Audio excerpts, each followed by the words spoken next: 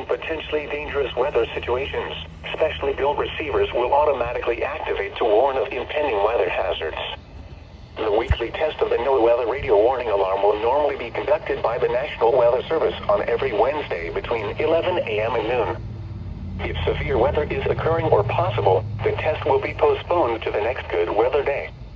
The warning alarm is activated for weather warnings and selected watches, hazards, and special non-weather events that affect the following counties: San Luis Obispo, Santa Barbara, Ventura, and Los Angeles counties and adjacent coastal waters.